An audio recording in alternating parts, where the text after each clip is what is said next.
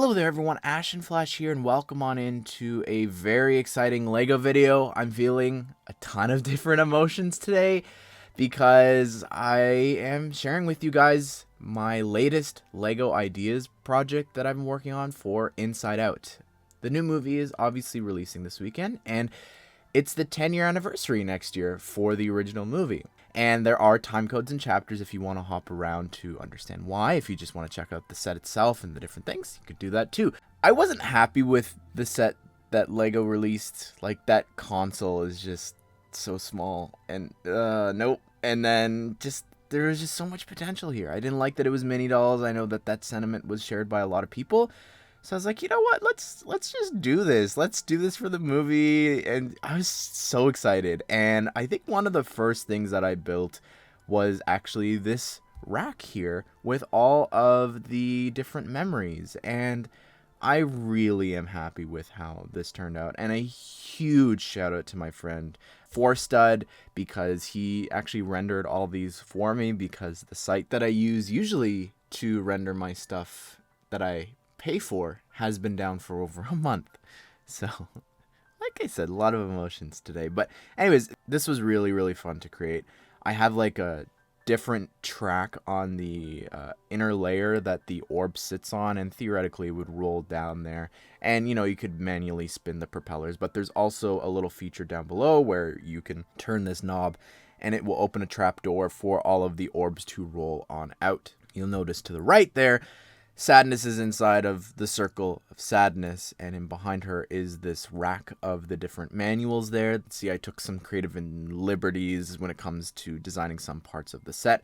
Moving on, though, you could see that there's the seat, which you could sit down and read the manuals, or, of course, throw at the window like you see with Anger at the end of the first film. But also, speaking of the windows, I didn't include them. I just like the shaping of this and everything. I had a lot of different thoughts about what I could do back there. I thought maybe I could have micro scale versions of like the islands, maybe the train. So potentially that's something that I could circle back to when I resubmit this. But you've also got there another play feature we'll talk about here, and that is the core memories. This is turned by moving another dial on the right side of the build, and it will actually lift up, and I used a technique similar to what was done in Indiana Jones in the Golden Idol Temple. So it lifts this up, and you could swap out the different core memories or have sadness go up to it and make one sad. Talking about where that knob was located, it's underneath this slide. And I created this slide because I want to create a fun play feature here. And I thought, you know what? This has like this ramp going up. It's not stairs. You can't really do that in LEGO. It hit me. What if I had a ramp for them to sort of start the day in a fun way, because I wanted this to be a fun play set where they could just slide on down and ready to start the day, create new memories for Riley. And then up above, I didn't know at the time what was on the other side of that window. I figured it was this, but I didn't know. But I created a break room. I did take a lot of inspiration for some of the different things featured inside of here from Inside Out 2. I like the idea of there just being a bed up there for one of the emotions to just go up and take a nap, maybe, during the long, stressful day. You've also got Fear's teddy bear there. You've got a mug up top, a lava lamp, and a fire extinguisher for Anger. You've also got a table and a seat there and a tissue box there for Sadness. Also, a little micro Pizza Planet truck there is also there. And on the other side, there's this, the moment where Joy's playing the accordion, and I created using these two pieces, just, I interwove them there for the rail. But then also there's the green, I don't even know what that is, but this pole that's there. Underneath there's a little alcove for Anger to go and get one of the ideas. But then also I created the lockers, which I thought was a really fun detail. You never really see them talk about or show, but in the back there's 5 lockers, each different sizes progressing up. And I thought, you know what, let's create one print for like the locker handle and then put the little tiles for each of the different emotions. There's also this compartment in the wall that opens up where all the daydreams that Joy orders comes through. And speaking of daydreams, you could see back up to the front where the console is, there's this box underneath that Joy reaches down and gets the daydreams out of.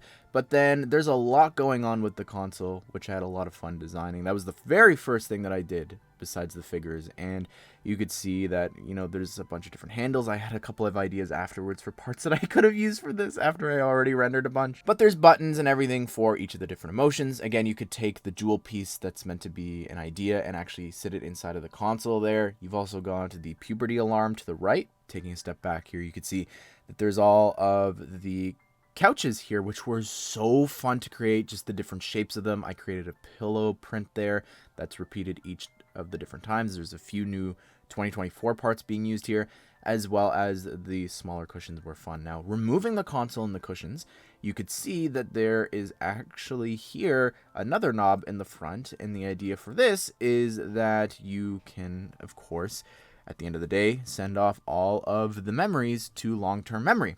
And underneath the stairs, there are these other pieces that would move to the center at the same time, sort of like what they've done before for like sliding bay doors that move at the same time and open left and right. When it comes to the minifigures, again, they were so much fun to design, and because this was an ideas submission, I wasn't allowed to create any new molds or pieces. So Fear here, he's using the pencil head from the Lego Batman movie, from the eraser, and then you've also got there the little bow tie. The torso, I didn't realize how weird of a sweater he's got on, but he's got a 1x2 tile of a bunch of the different fears that he's creating that could potentially happen on Riley's first day. Also the pen. I'm really happy with like the height that I gave everyone. So he's got mid legs. Anger here has short legs using the SpongeBob piece, which again is like the closest thing that I could use for him when it comes to this. It works well because I can add that little flame to the top of his head. Creating the newspaper was so much fun too, with the no dessert. It's just iconic. How could I not? Joy here, she's got the little stick of chalk for the circle of sadness, and her in electric yellow I think just works so darn well. And I think that hair color works a little better for her, and the rest of the outfit was a lot of fun to do. And of course, you saw, I mentioned before, but she's got the accordion included as well to wake everyone up. Sadness is here too, and it was so fun to go back and draw her and Joy specifically, because I had done that for a CMF series for Pixar. And again, afterwards, after seeing Inside Out 2, I've got a pretty good idea for a little accessory she could have. But then discussed, went back and forth with the colors for her, but I think ultimately this lime green was the best decision because I had the lighter green. It didn't look too good. It looked too dull. Looking at a bunch of different toys and what Lego decided to do on her mosaic side of one of the cubes, I think this is ultimately the best decision, but she's also got a little compact there in her hand. But I had a lot of fun designing this, despite obviously what wound up happening. So let's talk about that, shall we? I know that a lot of you are probably already jumping to your keyboards and typing, well, obviously, it was already have as a set and brickheads. Why wouldn't it be declined? Well, you can see here that this screenshot is something that has been up for a very long time. If you didn't know how Ideas works, is you actually go and before you submit your project, they ask you, is it based off of an IP, an intellectual property? And you type in the different names of whatever you're basing your project on. And there's a lot that are sort of deemed inappropriate. There's some things that can't be done because obviously Ideas has already done it. And then there's other things like your Star Wars, your Marvel, and different things where you can't submit a set for it because Lego is currently releasing sets for it. For a long time, I actually have a list of Ideas projects that I'd like to do someday. And Inside Out had been there. This was prior to all of these sets being released. And then of course, recently I was like, oh, well, it's almost time. Let me go see if it's still approved. It's approved. For the last few weeks, as I've been working on this, I've just constantly been going back to Ideas being like, is it still there? Okay, it's still there. Okay, it's still there. Literally up to the night of me submitting this, which was Wednesday, and into Thursday morning, this is the latest screenshot. You could see here that it's approved.